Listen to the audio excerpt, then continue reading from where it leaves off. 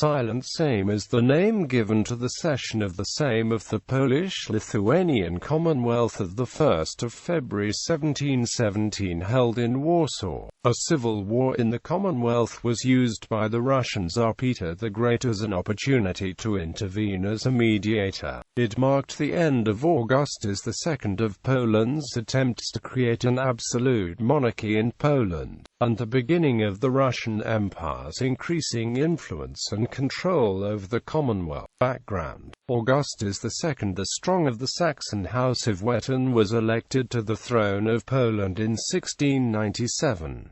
The Wettins, used to absolute rule, attempted to govern through intimidation and the use of force, which led to a series of conflicts between Wettin supporters and opponents. Those conflicts often took the form of confederations, legal rebellions against the king permitted under the Golden Freedoms. Augustus II wanted to strengthen royal power in the Commonwealth, and to that end he brought in troops from Saxony. This produced dissent within the Commonwealth. Meanwhile, in the aftermath of the Great Northern War, which marked the rise of the Russian Empire, the growing conflict between Augustus II and the Polish nobility was used by the powerful Russian Tsar Peter the Great, victor of the Great Northern War. At the time, Russia was not yet strong enough to conquer and absorb the Commonwealth outright, nor could it easily and openly assume control of it. Despite the Commonwealth's dysfunctional politics, the Polish anarchy was not to be easily reigned. Hence, Peter's goal was to weaken both sides, and to prevent Augustus from strengthening his position, which he feared would lead to a resurgent Commonwealth that could threaten Russia's recent gains and growing influence. He succeeded in forcing through conditions that decreased the Commonwealth's political status relative to Russia. Peter used Augustus's recent policies, aiming at the reduction of power of the hetmans,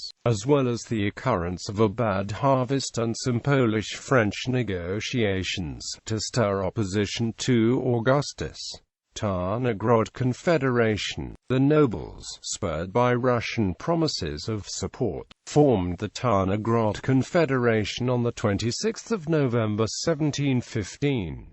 The Confederation's marshal was Stanislaw Ledóchowski. The Tarnogrod Confederation was only the last and most notable of several confederations formed against Augustus at the time. The Confederates were supported by most of the Commonwealth's own army. The Russians entered the country, but did not participate in any major engagements. They bided the time, as Peter posed as the mediator between the Commonwealth's king and its Szlachta. Crucially, the Russians did not support the Confederates as promised, and instead insisted on bringing both sides to the negotiating table. The civil war lasted for a year, and the outcome hung in the balance. Saxon forces under the command of Jacob Heinrich von Flemming enjoyed military superiority, advanced southeastwards and took Zamość. The Confederates then pushed back, entered Wielkopolska, and took Poznan. They gained some support from a local Wielkopolska confederation and from Lithuania. Neither side was, however, posed to achieve victory, and the Russian pressure mounted. Eventually, the Russians declared that they would consider any side that refused to enter into negotiations an enemy, and open hostilities against them. Unable to defeat the Confederates, many of whom still saw Peter as the protector of the rights, Augustus agreed to open the negotiations with Russians acting as arbitrators. The Russians were represented by a delegation headed by Prince Grigory Dolgorukov. A peace treaty between the Confederates and the Augustus was signed on 4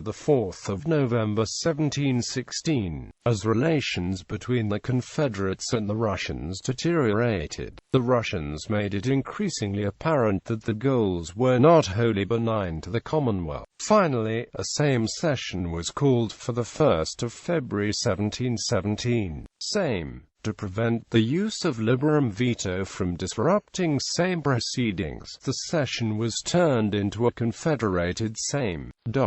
threatened by a strong Russian army, with Russian soldiers guarding the proceedings. The silent Sejm was known as such because only the Speaker Stanislaw Ledóchowski and a few selected other deputies were allowed a voice, outlining the terms of the settlement. Other names for the Sejm in the English language include dumb or muted. The terms themselves were significantly designed by Peter the Great. The Sejm lasted for 1 day only, or more precisely, 6 hours. This settlement stipulated that Tarnograd Confederation were dissolved.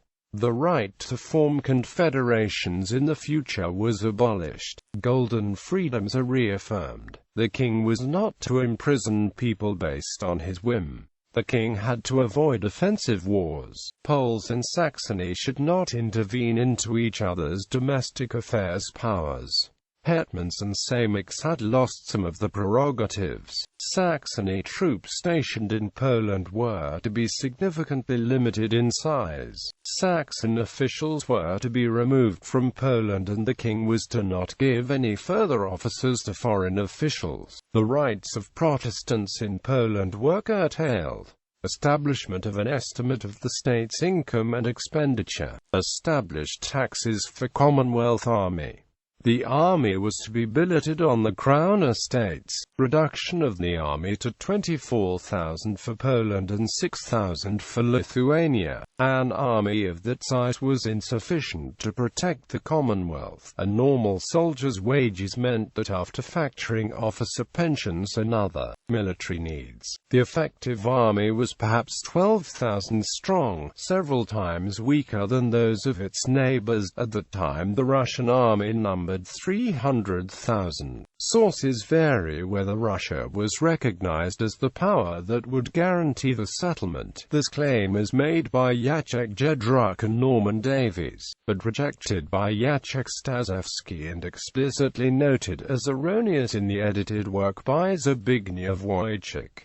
Aftermath and significance. The silent Sejm marked the end of Augustus II's attempts to create an absolute monarchy in Poland. He subsequently focused his efforts on securing the succession of his son to the Polish throne.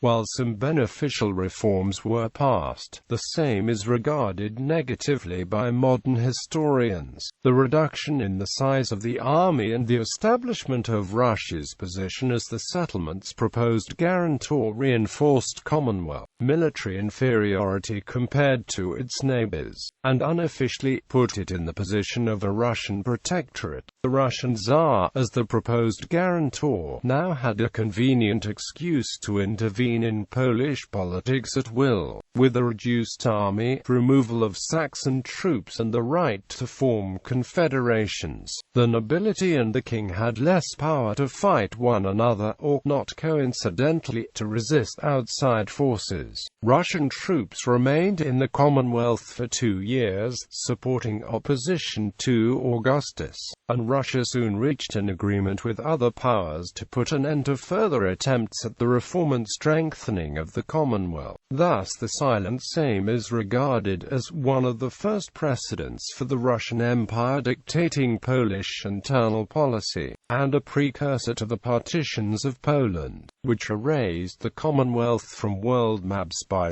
1795. Historian Norman Davies wrote that this Sejm effectively terminated the independence of Poland and Lithuania. The system created by the silent Sejm dominated the Polish political scene until the late 18th century, when a new wave of reforms led to the Constitution of the 3rd of May, soon followed by partitions of Poland and loss of Polish sovereignty for 123 years.